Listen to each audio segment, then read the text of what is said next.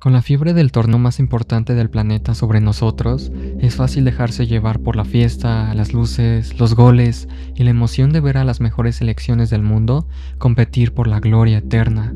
Pero detrás del trofeo dorado, los estadios millonarios y las transmisiones globales, el fútbol esconde historias oscuras, pactos silenciosos y tragedias que la historia oficial prefiere mantener en el fondo del océano.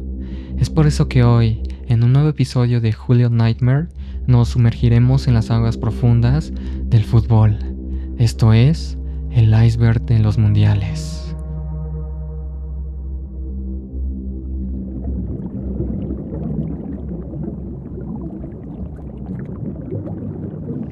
Comenzamos en la superficie con el premio mayor. Todo el mundo conoce la actual Copa del Mundo, pero antes de ella existió la Copa Jules Rimet. Este trofeo original tenía una regla clara instruida por la FIFA. El primer país en ganar el mundial 3 veces se quedaría con la copa original para siempre. Ese país fue Brasil, tras coronarse en México 1970. El trofeo fue resguardado en la sede de la Confederación Brasileña de Fútbol en Río de Janeiro, dentro de una vitrina con cristal antibalas. Parecía impenetrable. Sin embargo, en diciembre de 1983, un grupo de ladrones descubrió un fallo ridículo. La parte trasera de la estructura que sostenía el cristal era de madera fina. Solo necesitaron una palanca para extraer la mítica copa de oro macizo. La versión oficial dicta que los ladrones fundieron el trofeo para venderlo en barras de oro en el mercado negro. Pero aquí comienza el misterio. Muchos expertos aseguran que fundir una pieza tan famosa y de oro puro requiere un equipo industrial que los ladrones no tenían y que el rastro de los materiales habría sido fácil de detectar. Hasta el día de hoy, en los círculos más oscuros de coleccionistas, se dice que la Jules Rimet original sigue intacta, oculta en el búnker privado de algún millonario que pagó millones a espaldas de la FIFA por el placer de poseer la copa más prohibida del planeta.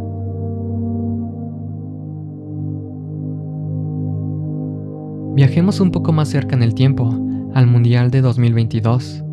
Cada mundial se caracteriza por tener una mascota alegre destinada a vender millones en mercancía, pero la presentación de Laib, la mascota de Qatar, que significa jugador habilidoso en español, rompió el molde de una forma que incomodó a Internet de inmediato. Laib fue diseñado como un turbante blanco tradicional flotante, con ojos y boca, pero sin extremidades ni un cuerpo sólido. Para el ojo del espectador casual en redes sociales, la conclusión fue unánime: parecía un fantasma. Lo que empezó como una oleada de memes cobró un tinte bastante lúgubre en foros de teorías de conspiración y análisis sociopolíticos. Como bien se sabe, la construcción de los majestuosos estadios en el desierto de Qatar estuvo rodeada de severas denuncias internacionales debido a las pésimas condiciones laborales que, según reportes de medios como The Guardian, cobraron la vida de miles de trabajadores migrantes. En los rincones más profundos de Internet se empezó a difundir la sombría teoría de que el diseño de Laib no era una simple prenda de ropa animada, sino un perturbador simbolismo involuntario, una figura espectral, un fantasma flotando sobre las canchas, representando las almas de aquellos que fallecieron construyendo el escenario de la fiesta de fútbol. El Mundial de Sudáfrica 2010 nos dejó una de las historias más pintorescas del fútbol al consagrar a España con su primera Copa del Mundo, pero también nos dejó con una muestra de lo perturbadora que puede ser la psicología de las masas. Hablo del Pulpo Paul, un cefalópodo que vivía en un acuario de Alemania y al que usaban para predecir los partidos, introduciendo comida en las cajas con las banderas de los equipos. El molusco logró una racha imposible, adivinó con un 100% de efectividad todos los resultados del torneo, incluyendo la gran final. Sin embargo, el fenómeno mutó en algo hostil. Cuando Paul eligió la caja de España por encima de la de Alemania en las semifinales, el amor de la afición alemana se transformó instantáneamente en odio ciego. Tras confirmarse la derrota de los alemanes, el acuario comenzó a recibir una oleada masiva de correos electrónicos y cartas con amenazas de muerte explícitas dirigidas al pulpo. La gente exigía que fuera arrojado a la parrilla, cocinado en una paella o lanzado al estanque de los tiburones para que fuera devorado vivo. La situación escaló tanto que el presidente del gobierno español en ese momento bromeó con enviar un equipo de protección oficial para el pulpo. Paul tuvo que vivir sus últimos meses bajo estricta vigilancia, demostrando cómo el fanatismo del fútbol puede hacer que miles de personas canalicen sus peores instintos violentos contra un simple animal de acuario.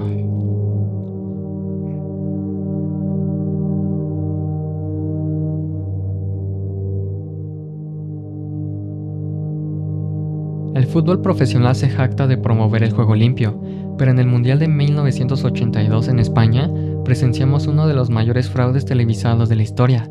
En el último partido del Grupo 2, Alemania Federal se enfrentaba a Austria. Un día antes, la modesta selección de Argelia había vencido a Chile y dependía del resultado de este juego. Si Alemania ganaba por 1 o 2 de goles de diferencia, tanto los alemanes como los austriacos clasificaban a la siguiente ronda, dejando fuera a los argelinos por diferencia de goles. A los 10 minutos de iniciar el encuentro, Alemania anotó el 1-0. A partir de ese preciso instante, la magia del fútbol desapareció por completo. Los jugadores de ambos equipos dejaron de correr, dándose pases laterales completamente inofensivos en el mediocampo, devolviendo el balón a los porteros y caminando deliberadamente sobre el césped. El público español en el estadio se sintió tan estafado que comenzó a abuchear masivamente.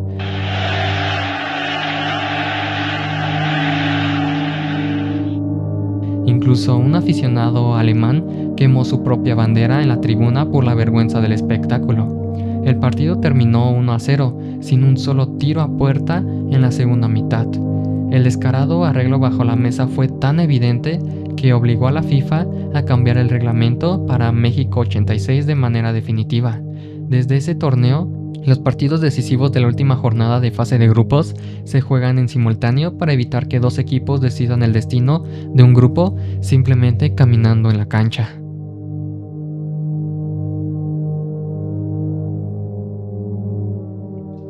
Cambiamos de rumbo para hablar de una de las mayores tragedias colectivas y supersticiosas del deporte. Viajemos a 1950, al mítico Mundial de Brasil. La selección local llegaba a la final contra Uruguay en un Maracaná abarrotado por más de 200,000 personas. Todo el país estaba tan sumamente seguro de la victoria que la alcaldía de Río de Janeiro ya había organizado un carnaval flotante. Los periódicos matutinos se imprimieron con la foto del equipo bajo el título Brasil campeón, y los jugadores ya habían recibido relojes de oro con la inscripción de la victoria. Pero el fútbol no tiene lógica. Uruguay dio la sorpresa histórica ganando 2-1 en lo que el mundo entero conoce como el Maracanazo. Lo que vino después del silbatazo final rozó lo paranormal. El estadio quedó en un silencio tan sepulcral que los jugadores uruguayos dijeron que daba miedo. Parecía un cementerio de cemento. La derrota provocó una ola inmediata de infartos e incluso rumores de suicidios dentro del propio estadio y a lo largo de todo el país. La paranoia colectiva fue tan severa que la Confederación Brasileña de Fútbol llegó a una conclusión mística y absurda. El uniforme blanco con cuello azul que el equipo había usado ese día estaba maldito. La camiseta fue acusada de albergar un espíritu de mala suerte y fue desterrada para siempre. Se prohibió por ley que la selección volvería a jugar de blanco y se lanzó un concurso en un periódico para diseñar un uniforme que limpiaría la energía del país, naciendo así la actual playera amarilla y verde. El uniforme blanco original fue tratado como un objeto maldito y prohibido del que nadie se atrevió a hablar durante décadas, demostrando cómo una nación entera prefirió culpar a la brujería y a la ropa antes que asimilar el dolor de una derrota.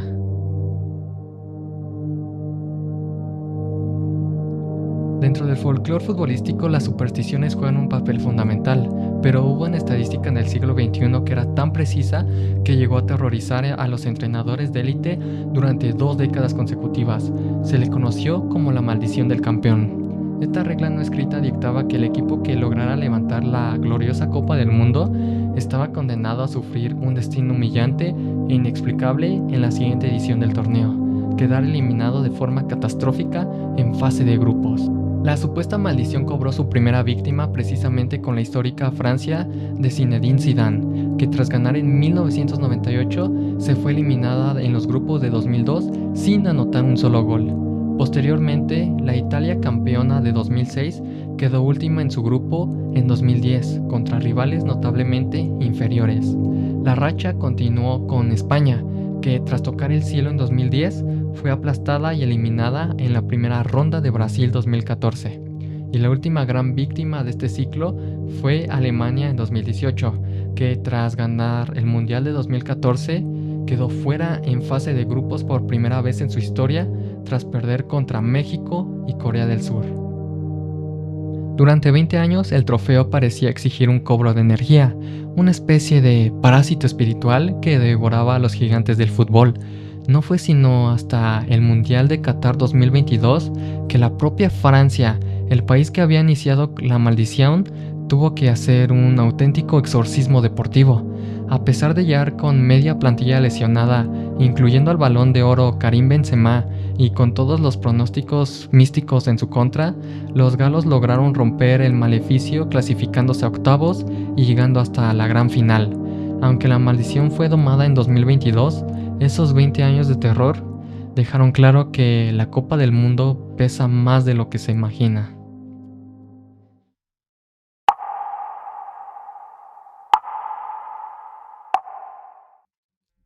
Horas antes de la gran final del Mundial de 1998, el mundo del fútbol quedó en shock absoluto. El mejor jugador del planeta, Ronaldo Nazario, sufrió una misteriosa crisis médica en el hotel de concentración que casi le cuesta la vida. Su compañero de cuarto, Roberto Carlos, relató que Ronaldo empezó a sufrir convulsiones violentas, espasmos y a soltar espuma por la boca. Fue trasladado de urgencia a una clínica parisina, donde se le realizaron pruebas neurológicas y cardíacas de emergencia. Aunque los médicos recomendaron firmemente que no jugara, las brutales presiones comerciales y la desesperación del cuerpo técnico hicieron lo impensable. Ronaldo fue incluido en la alineación titular a escasos 40 minutos de iniciar el partido. En la cancha, el fenómeno parecía un fantasma. Estaba disperso, mareado y con la mirada completamente perdida. Brasil terminó perdiendo 3-0. Décadas después, persisten teorías perturbadoras sobre si fue en un envenenamiento intencional, un ataque de ansiedad o si se ocultó un diagnóstico cardíaco grave.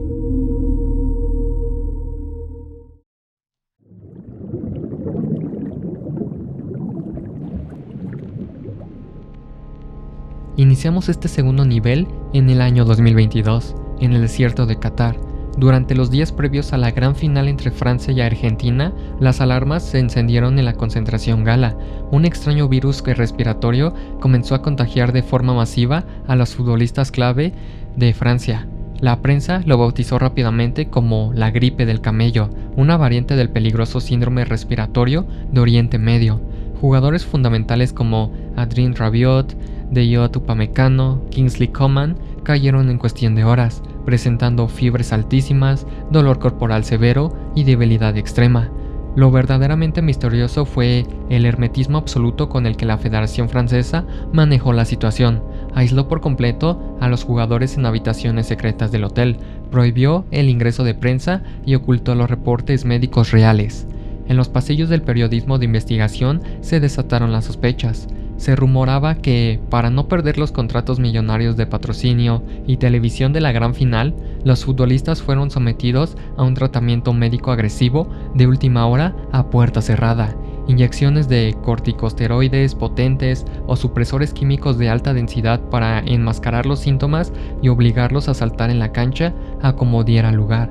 El bajón físico de Francia en los primeros 70 minutos de esa final contra Argentina fue evidente. Parecían prácticamente fantasmas arrastrando los pies, dejando la duda de si el virus o los misteriosos medicamentos para frenarlo de golpe terminaron colapsando el sistema nervioso de una de las mejores plantillas del planeta.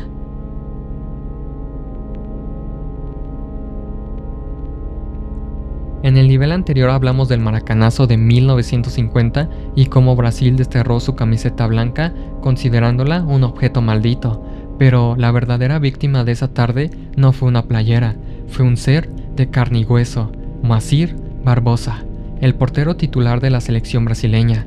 Barbosa era considerado el mejor guardameta de su época, un hombre afroamericano que había roto barreras raciales en el deporte de su país, pero en el minuto 79 del partido contra Uruguay, el delantero Alcides Guilla sacó un remate al primer poste. Barbosa dio un paso al frente esperando un centro, pero el balón se coló por el pequeño espacio y Uruguay se coronó campeón. A partir de ese segundo, la vida de Moacir Barbosa se convirtió en un infierno viviente. En Brasil no existe la cadena perpetua por ley, pero la sociedad civil se la aplicó a él. Barbosa fue condenado al ostracismo absoluto.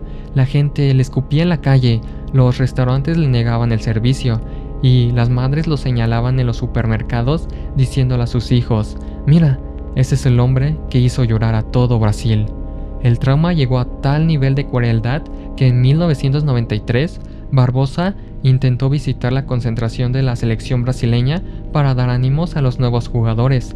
Sin embargo, los directivos le prohibieron la entrada al complejo, expulsándolo como si fuera un leproso, porque decían que su sola presencia invocaba la mala suerte.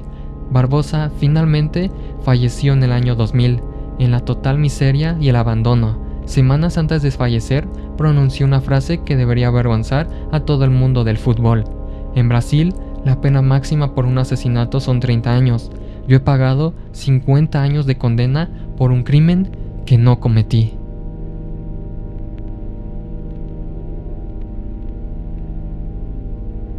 Avanzamos hacia el origen de las mascotas mundialistas. Inglaterra, 1966. El torneo inglés presentó a World Cup Willy, la primera mascota mundialista, un simpático león animado que vestía la camiseta de la bandera británica. Willy fue un éxito sin precedentes, generando millones de libras en la venta de juguetes, tazas, cómics y ropa, inaugurando oficialmente la era del marketing en el fútbol. Pero detrás del tierno león se esconde una oscura historia que pocos conocen. El creador del personaje fue un modesto ilustrador llamado Reg Hoy. Antes de que iniciara el mundial, los ejecutivos de la federación lo presionaron para que vendiera los derechos absolutos de su creación por una cantidad ridículamente baja de dinero, aproximadamente 1.200 libras, argumentando que el personaje probablemente pasaría sin pena ni gloria. Hoy aceptó. Semanas después, vio cómo su dibujo generaba fortunas multimillonarias de las cuales él no recibió ni un solo centavo. La amargura y el estrés destruyeron la salud del ilustrador, pero la maldición no se detuvo ahí. El hijo de Reg Hoy, en cuyas facciones se había basado el diseño original de la mascota, sufrió tragedias personales severas en los años posteriores. En el Reino Unido existe la firme creencia mística de que la codicia corporativa que rodeó a Willy atrajo una energía tan negativa que terminó maldiciendo al propio fútbol inglés. Desde ese preciso mundial de 1966, la selección de Inglaterra entró en una sequía eterna de títulos, sufriendo eliminaciones insólitas, penaltis fallados de forma ridícula y lesiones de sus estrellas, como si el fantasma de Willy les recordara el precio de su avaricia.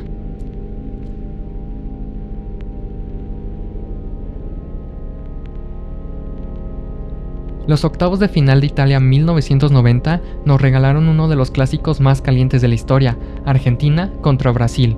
El partido estaba sumamente tenso y, en el primer tiempo, el juego se detuvo para que los médicos atendieran a un jugador lesionado. En ese momento de confusión, el masajista del equipo argentino entró a la cancha cargando varias botellas de agua para refrescar a sus jugadores. El defensor brasileño, Branco, se acercó a la zona y, debido al intenso calor, le pidió una botella al cuerpo técnico argentino. El masajista le entregó un bidón de color verde. Branco bebió abundantemente de esa botella. Minutos después de reanudarse el partido, el brasileño comenzó a sentirse sumamente extraño. Declaró posteriormente que empezó a ver borroso. Sufrió mareos intensos, pérdida de equilibrio y una somnolencia que casi le impide mantenerse en pie. Argentina terminó ganando el partido 1-0 tras pase de Maradona. Lo que parecía una simple queja de un mal perdedor se confirmó de la forma más cínica posible años más tarde. En un programa de televisión, el propio Diego Armando Maradona confesó entre risas que en ese bidón verde el cuerpo técnico argentino había disuelto varias pastillas de un potente sedante utilizado para dormir pacientes. El masajista sabía perfectamente qué botella darle a los rivales para adormecer sus sistemas nerviosos en pleno partido. Un envenenamiento químico real, orquestado y ejecutado en el torneo más importante del mundo. Lo de Branco, lo de Branco fue. ¿Cómo fue lo de Branco, boludo? No. Después pasó el Vos lo tiempo, ve- venía a contar que Vos lo veías, no, pero lo contás de Pepe. ¿Vos lo veías cabecear en la barrera o no? Y si me decía a mí, boludo, me decía Diego, vos tenés la culpa, Decía Branquito, ¿Qué decía? Branquito. Claro. El Vasco dice, no tomé de esa. Pero claro, ¿viste? Este sabe, tu botón. No, yo no sé. ¿Sabés qué? Claro, estaban todas las cosas y tomó Branco y venía a tomar Baldo, venía a tomar todo lo bueno, ¿viste? Y yo decía, que todo. Y al Vasco le digo, che, casi, y yo digo, Vasco, no.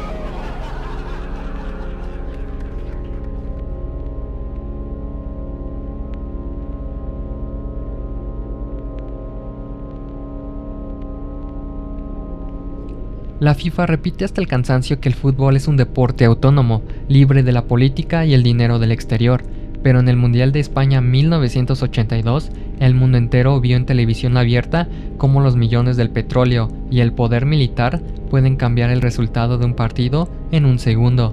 Francia se enfrentaba a la debutante selección de Kuwait en el estadio de Valladolid.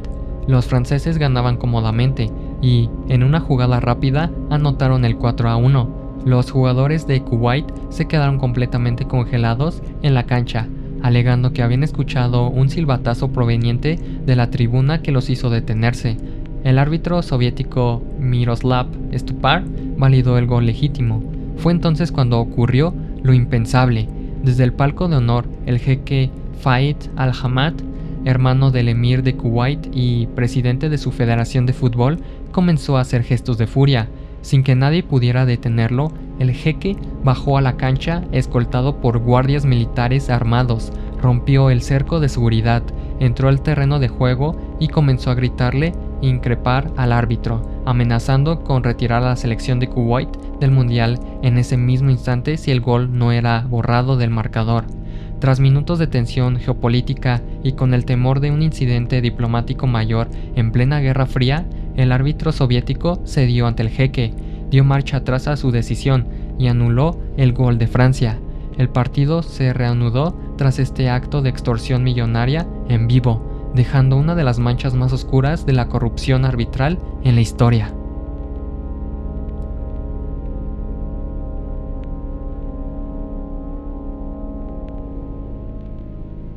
Terminamos este nivel del iceberg con el partido que cambió las reglas de la disciplina y el arbitraje para siempre, demostrando lo rápido que el fútbol puede descender a la violencia pura.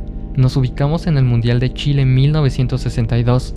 Días antes del partido entre la selección local e Italia, un par de periodistas italianos publicaron crónicas sumamente despectivas sobre Santiago de Chile, describiendo a la ciudad como un sitio miserable, insalubre y sumido en el subdesarrollo.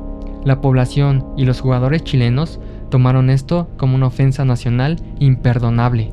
Cuando ambos equipos saltaron a la cancha, el partido no fue de fútbol, fue una guerra de trincheras. A los 12 segundos se cometió la primera falta.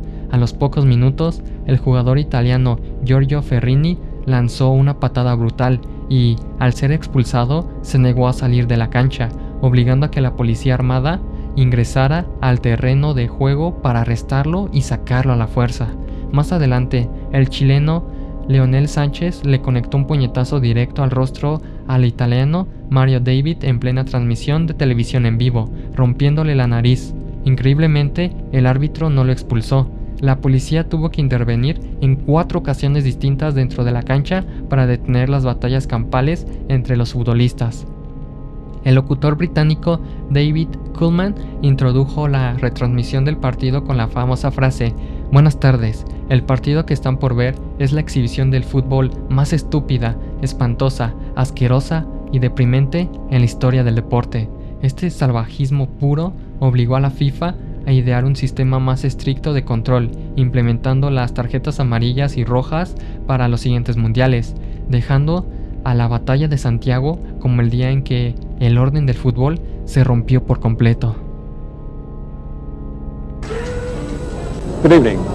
The game you're about to see is the most stupid, appalling, disgusting, and disgraceful exhibition of football possibly. Si bajamos más en este iceberg, nos topamos con un equipo que, literalmente, fue borrado de la historia.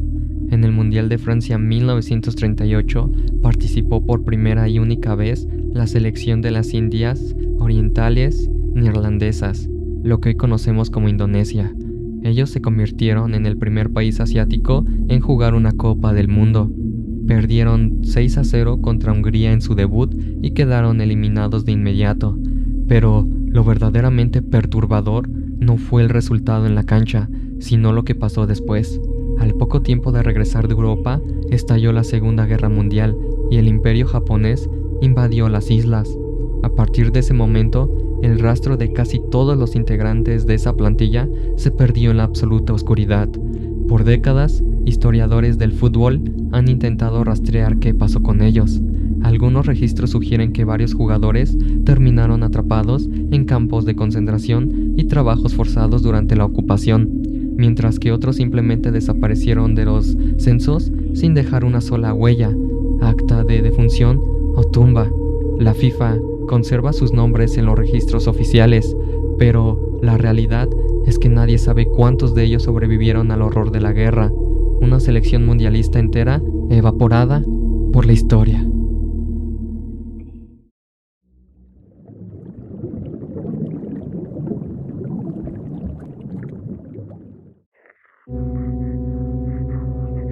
El 26 de junio de 2003, durante las semifinales de la Copa Confederaciones de la FIFA en Francia, el mundo del fútbol presenció una escena traumática que desnudó por completo la frialdad corporativa del negocio deportivo. La selección de Camerún se enfrentaba a Colombia. En el minuto 72, en el círculo central de la cancha, el mediocampista camerunés Marc Vivien Foe se desplomó de manera súbita sobre el césped, completamente solo. Las cámaras de televisión captaron un plano desgarrador. Foe tendido de espaldas, completamente inmóvil. Los paramédicos entraron corriendo y lo sacaron de la cancha en camilla mientras intentaban reanimarlo mediante respiración boca a boca. Lo verdaderamente turbio y escalofriante ocurrió detrás de escena. Mientras Foe era llevado a los túneles del estadio, donde finalmente se declaró su muerte oficial debido a una miocardiopatía hipertrófica, las autoridades de la FIFA ordenaron que el partido no se detuviera bajo ninguna circunstancia. El juego continuó los 20 minutos restantes como si nada hubiera pasado, priorizando los contratos millonarios de transmisión televisiva y los tiempos de satélite por encima de la tragedia humana. Horas después del partido, se filtró una directiva interna donde se discutía si los jugadores restantes debían ser amonestados con tarjetas amarillas si se negaban a jugar el siguiente partido por luto, demostrando que, para los altos mandos del fútbol, los futbolistas son solo mercancía reemplazable en una pantalla.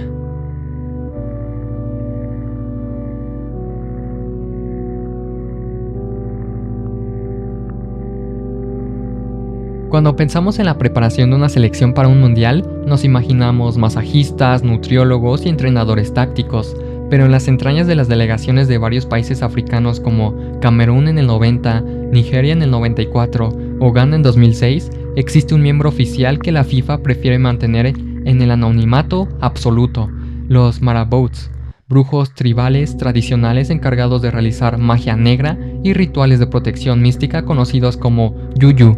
Exjugadores profesionales han roto el pacto de silencio para confesar las terroríficas dinámicas que ocurren a medianoche dentro de los estadios oficiales de la FIFA un día antes de los partidos. Los rituales incluyen sacrificar animales vivos y enterrar sus restos debajo de la línea del gol de la portería rival, untar sangre de cabra negra mezclada con hierbas en los postes para bloquear los tiros del contrincante, o infiltrarse a los vestidores del equipo rival para esparcir polvos químicos invisibles sobre las bancas y uniformes con el fin de provocar migrañas, náuseas y mareos intensos a las estrellas del equipo contrario.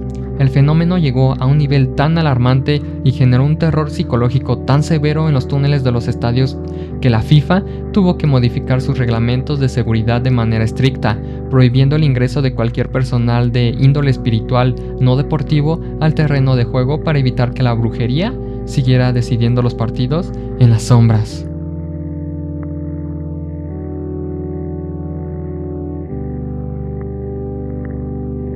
En el Mundial de Suiza 1954, la selección de Hungría liderada por el mítico Ferenc Puskás era considerada el equipo de oro.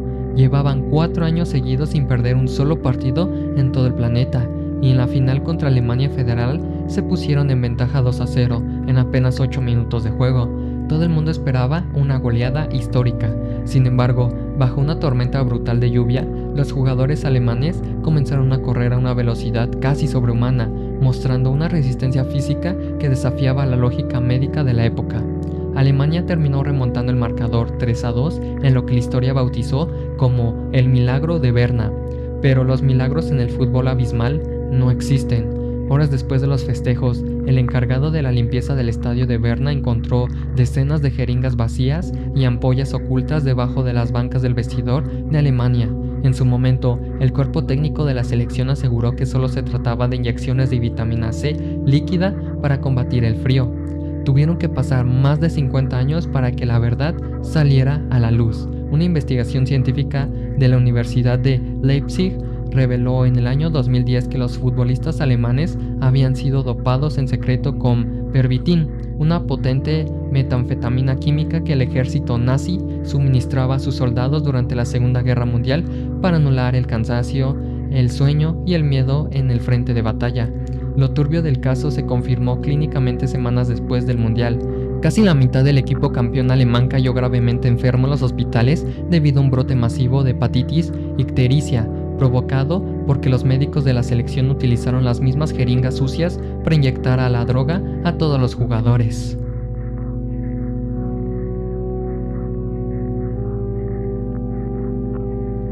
Vamos a ver una muestra de cómo la codicia corporativa de la FIFA estuvo a punto de cobrar vidas humanas en vivo ante millones de espectadores durante el Mundial de Brasil 2014. Para esta edición, la FIFA tomó la polémica decisión de programar varios partidos decisivos de octavos de final, incluyendo el histórico y doloroso encuentro entre Holanda y México, a la 1 de la tarde en sedes del norte brasileño como Fortaleza y Natal. A esa hora, el termómetro superaba de manera fija los 39 grados centígrados, combinado con una humedad sofocante del 80%, debido a la cercanía con la selva tropical. Semanas antes del torneo, el Sindicato Mundial de Futbolistas, FIFPro, interpuso una demanda legal formal contra la FIFA, respaldada por informes médicos que advertían que obligar a un atleta a realizar un esfuerzo físico de alto rendimiento bajo esas condiciones extremas era una negligencia criminal que podía provocar paros cardíacos, desmayos masivos o daño cerebral permanente por golpe de calor. A la FIFA no le importó. El horario no se movió un solo minuto porque las cadenas de televisión europeas, que habían pagado miles de millones de dólares por los derechos de transmisión, exigían que los partidos se jugaran en el prime time del viejo continente sin importar el riesgo humano. Las imágenes de ese mundial hablan por sí solas. Futbolistas de élite colapsando en el césped, vomitando en los tiros de esquina por la deshidratación extrema y perdiendo hasta 4 kilos de masa corporal en un solo partido.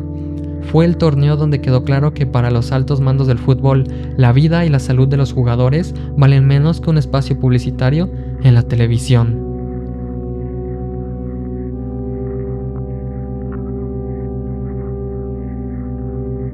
Italia 1990, el escenario que sirvió como el mayor despliegue de control militar secreto en territorio europeo durante la Guerra Fría. Cualquiera que revise los videos de la época notará una presencia de seguridad asfixiante, tanques de asalto rodeando los estadios de Roma y Milán, helicópteros artillados sobrevolando las canchas y francotiradores de élite apostados de manera permanente en los techos de las tribunas.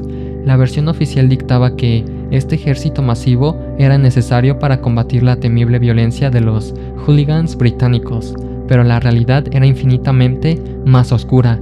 Detrás de los operativos de seguridad se encontraba la infraestructura activa de la Operación Gladio, una red clandestina de ejércitos secretos de la OTAN y los servicios de inteligencia italianos.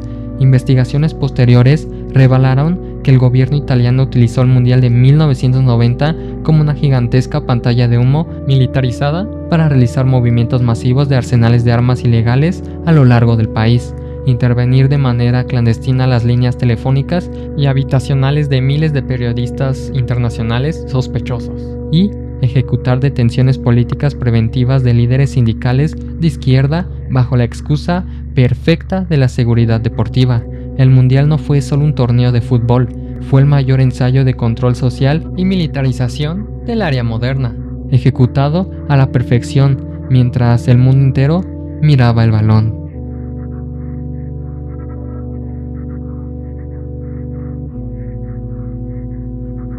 En abril de 1993, el continente africano estaba a punto de presenciar un hito histórico.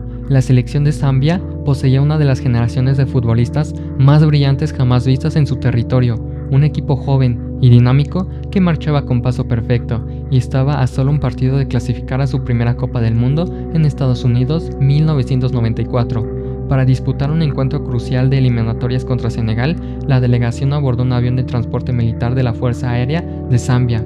Minutos después de despegar tras hacer una escalada en Gabón, el avión sufrió una falla catastrófica y se estrelló de golpe en las gélidas aguas del Océano Atlántico. Las 30 personas a bordo, incluyendo a los 18 jugadores estrella del país, murieron en el acto.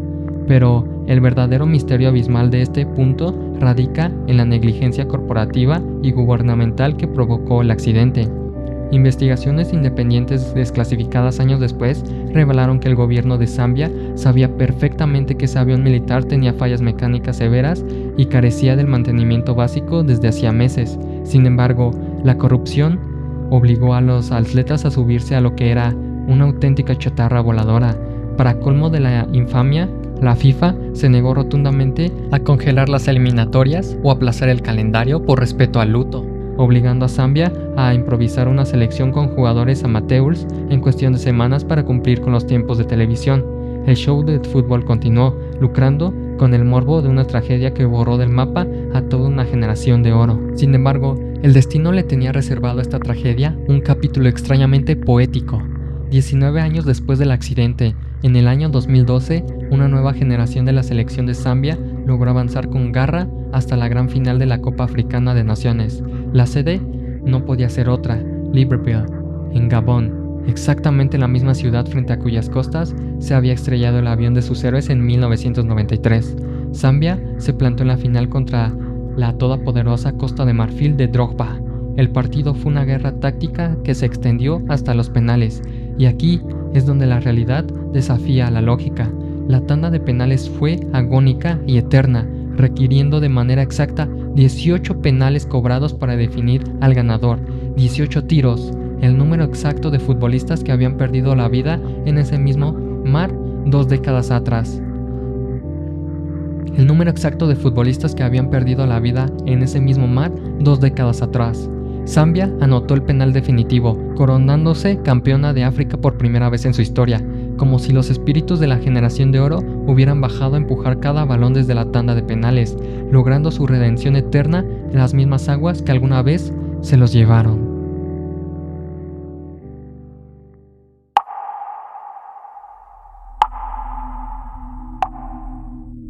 Para nadie es un secreto que el Mundial de Argentina 78 estuvo profundamente manchado por la sangre y el terror de la dictadura militar, pero lo que casi nadie sabe es que el trofeo original estuvo a punto de ser robado en vivo por una guerrilla urbana. Meses antes del torneo, el grupo guerrillero de izquierda conocido como Los Montoneros planeó en secreto la llamada Operación Copa del Mundo. Su objetivo no era suspender el Mundial ni poner bombas en las sedes, sino secuestrar la Copa FIFA original durante la mismísima ceremonia de inauguración en el Estadio Monumental. La idea era usar el trofeo más codiciado del planeta como moneda de cambio para exigir la liberación de miles de prisioneros políticos y denunciar los crímenes del régimen militar ante las cámaras de televisión de todo el mundo. Los servicios de inteligencia del ejército se enteraron del plan a última hora, rodeando el estadio con francotiradores y agentes encubiertos vestidos de civiles infiltrados entre la multitud. La operación se canceló en el último minuto debido a la asfixiante presencia militar, pero los archivos desclasificados revelan lo cerca que estuvo el fútbol de convertirse en una negociación de rehenes a escala global.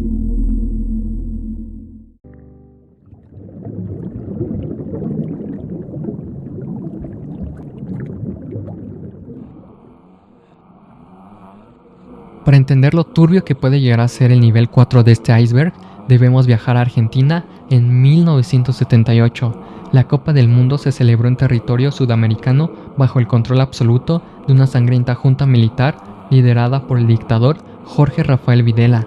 El régimen vio en el torneo la oportunidad perfecta para montar una inmersa propaganda política, mostrando al mundo un país pacífico, ordenado y alegre, ocultando los horrores que ocurrían en sus calles. Pero el verdadero terror de este mundial radica en la geografía del torneo. Los partidos principales de la selección argentina se jugaban en el Estadio Monumental de River Plate, en Buenos Aires. A tan solo unas pocas cuadras de la cancha, cruzando la avenida, se encontraba la ESMA, la Escuela de Mecánica de la Armada, que funcionaba en secreto como el centro clandestino de detención, tortura y exterminio más grande del país. Años más tarde, los sobrevivientes de la dictadura declararon en juicios que, mientras eran encadenados y torturados en los sótanos oscuros de la ESMA, podían escuchar perfectamente los gritos eufóricos de la multitud y los festejos de los goles que ocurrían a unos metros de distancia, el contraste más escalofriante de la historia del fútbol.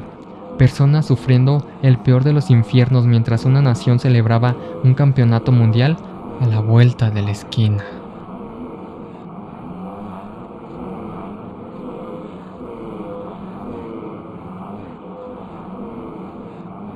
Durante décadas, el video que están viendo de fondo fue tratado como un chiste divertido en los videos de bloopers de YouTube, pero esconde una de las historias de terror psicológico más brutales del deporte. Nos ubicamos en el Mundial de Alemania 1974. La modesta selección de Zaire se enfrentaba a la todopoderosa Brasil. En los últimos minutos del partido se decretó un tiro libre a favor de los brasileños cerca del área. Mientras los sudamericanos se acomodaban para patear, el defensor de Zaire, Mipiu Ilunga, salió corriendo de la barrera de forma intempestiva y pateó el balón con fuerza hacia el otro lado de la cancha antes de que el árbitro diera la orden. El referee le sacó tarjeta amarilla y el mundo entero se burló de él, asumiendo que el jugador africano era un ignorante que no conocía las reglas básicas del juego. La realidad era muy distinta y aterradora, pues Zaire estaba bajo el yugo de Mobutu Sese Seko, uno de los dictadores más sangrientos y despiadados de África. Tras perder el partido anterior 9-0 contra Yugoslavia, Mobutu envió a su guardia presidencial armada al hotel de concentración de los jugadores. Los militares les dieron un mensaje directo del dictador: si pierden contra Brasil por una diferencia de 4 goles o más, ninguno de ustedes regresa vivo a Zaire y sus familias serán ejecutadas esa misma noche. Cuando el partido iba 3-0 a favor de Brasil y se pitó ese tiro libre, Mipiu Ilunga entró en un estado de pánico absoluto. Sabía que un solo gol más significaba la muerte de sus hijos. Con el corazón en la garganta y la mente nublada por el terror, Ilunga corrió a patear el balón desesperadamente para romper el ritmo del partido, congelar el tiempo y evitar que Brasil anotara el gol de la sentencia de muerte. Aquella tarjeta amarilla no fue un blooper cómico, fue el acto desesperado de un hombre que estaba jugando con un fusil militar apuntando directamente a la cabeza de toda su familia.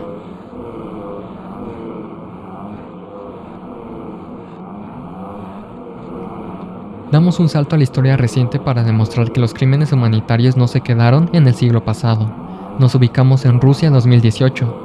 Para levantar los imponentes estadios y las zonas turísticas de sedes como Sochi y San Petersburgo, el gobierno ruso contrató de manera masiva a obreros migrantes de Asia Central y, bajo contratos sumamente opacos, a trabajadores provenientes de Corea del Norte. Estos hombres trabajaban bajo condiciones climáticas extremas y sin las más mínimas medidas de seguridad. Lo verdaderamente turbio de este punto ocurrió en los meses previos al silbatazo inaugural. Cuando la infraestructura estaba casi lista, cientos de obreros comenzaron a protestar pacíficamente debido a que las constructoras ligadas al gobierno les debían meses de sueldo completo. La respuesta del aparato de seguridad estatal fue implacable y silenciosa. Organizaciones de derechos humanos documentaron redadas nocturnas ejecutadas por policías con el rostro cubierto. Los líderes de las protestas eran sacados a la fuerza de sus dormitorios y desaparecidos del mapa de la noche a la mañana. Algunos fueron deportados de inmediato en trenes de carga sin su dinero, pero de muchos otros se perdió el rastro por completo tras ser ingresados a centros de detención incomunicados. El régimen borró de raíz cualquier rastro de inconformidad para que el mundo viera un mundial impecable, edificado sobre la desaparición forzada de los más vulnerables.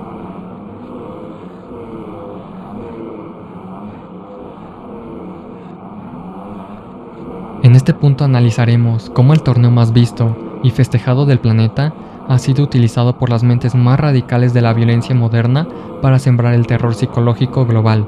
Durante las Copas del Mundo de Brasil 2014 y Rusia 2018, el grupo terrorista Estado Islámico, conocido como ISIS, fijó sus ojos en el Mundial como su principal plataforma de propaganda de sangre a través de Internet, pues en la Deep Web y canales oficiales de terrorismo, el grupo difundió una serie de imágenes y videos perturbadores de alta calidad técnica.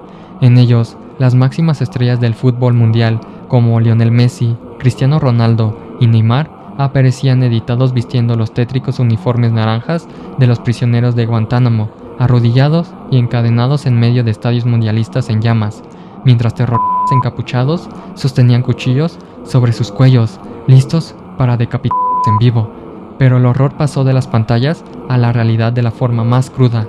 En los territorios ocupados por el califato en Irak y Siria, las patrullas armadas de ISIS ejecutaron públicamente mediante fusilamientos y decapitación a decenas de jóvenes y niños cuyo único crimen fue ser sorprendidos viendo los partidos del Mundial por televisión dentro de cafeterías locales. Para la ley radical del grupo, el fútbol era considerado un pecado satánico de la cultura occidental, cobrándose la vida de inocentes que solo querían ver rodar el balón en su máxima fiesta.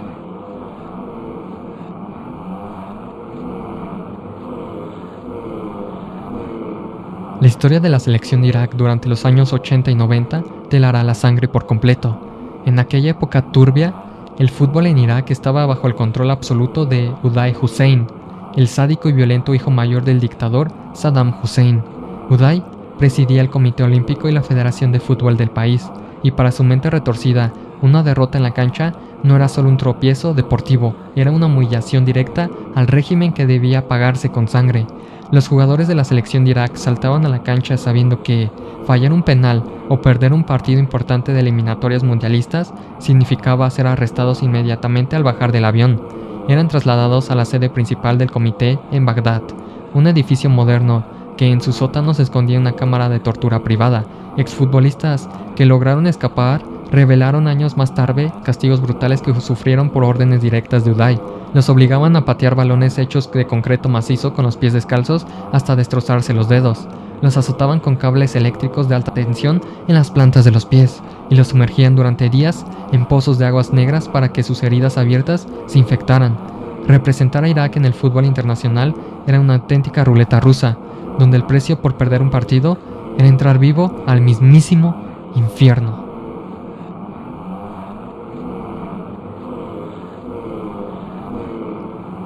Este es quizás uno de los puntos más trágicos y crudos de todo el iceberg. Era el Mundial de Estados Unidos 94. La selección de Colombia llegaba como una de las grandes favoritas para ganar el torneo, respaldada por leyendas como el Pibe Valderrama. Sin embargo, la presión en el país era inmensa. Los cárteles de la droga y las mafias locales tenían los ojos puestos en el equipo debido a las gigantescas sumas de dinero que se movían en las apuestas clandestinas. Durante el partido clave de la fase de grupos contra Estados Unidos, el defensor colombiano Andrés Escobar estiró la pierna para cortar un centro, con la mala fortuna de desviar el balón dentro de su propia portería. Ese autogol selló la eliminación prematura de Colombia en fase de grupos. Solo 10 días después de la tragedia deportiva, Andrés regresó a su país de origen. Mientras se encontraba en el estacionamiento de un restaurante en Medellín, fue increpado por hombres vinculados al narcotráfico y las apuestas ilegales. Tras una breve discusión, los sujetos sacaron un arma y le dispararon a quemarropa en 6 ocasiones. La historia cuenta que, con cada disparo, los asesinos gritaban imitando la narración de un gol. Andrés Escobar pagó con su vida el error más humano del fútbol, dejando una cicatriz que demostró el peligroso nivel en el que el deporte rey se mezcló con el crimen organizado.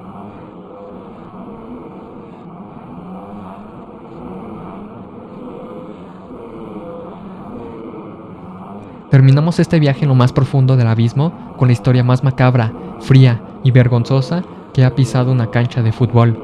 Nos ubicamos en las eliminatorias para el Mundial de Alemania 1974. En septiembre de 1973, el general Augusto Pinochet ejecutó un sangriento golpe de Estado en Chile, instaurando una dictadura militar.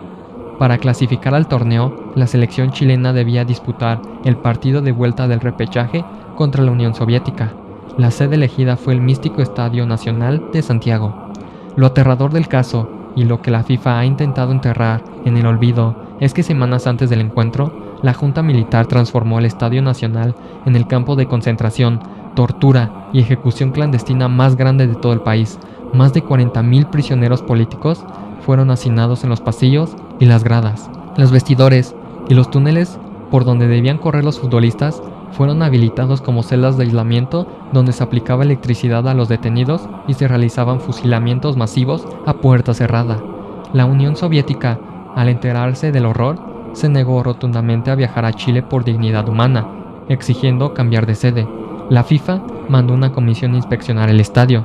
Los militares ocultaron a los miles de prisioneros en los sótanos, amenazándolos de muerte si hacían un solo ruido. La FIFA caminó por la cancha y dictaminó de forma asquerosa que el campo estaba en perfectas condiciones óptimas para el juego. El día del partido, ante la ausencia de los soviéticos, se montó un teatro tétrico.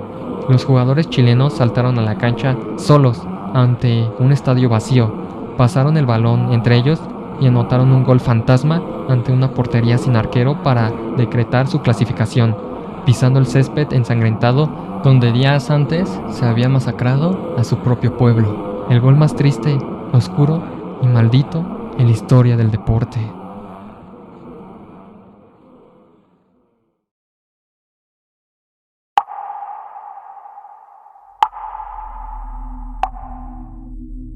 En el Mundial de Francia 1938 se vivió uno de los momentos más tensos y políticamente siniestros en la historia del deporte.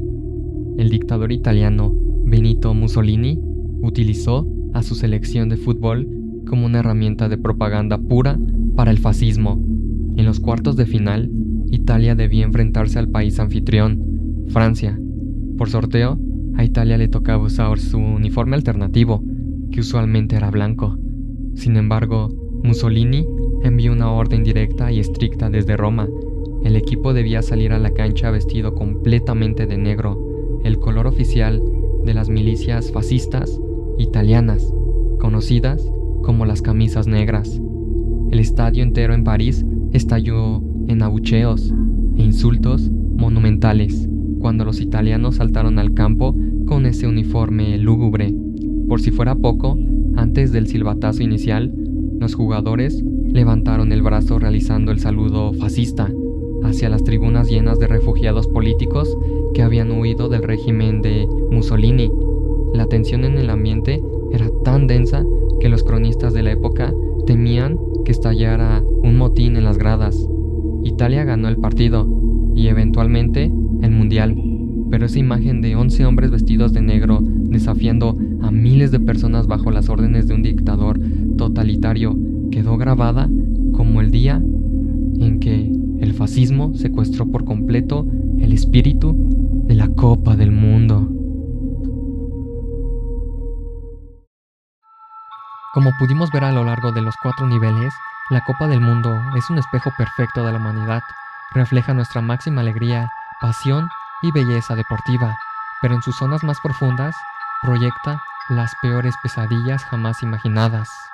Así que la próxima vez que ruede el balón en estas fechas mundialistas, cuando veas los estadios iluminados y grites un gol con el alma, recuerda que debajo del césped impecable y las luces doradas de la fiesta se esconde un océano de sangre, secretos y almas silenciadas que la historia oficial prefiere mantener en secreto. Así que si les gustó este iceberg, pueden apoyar comentando, suscribiéndose o dejando un buen me gusta.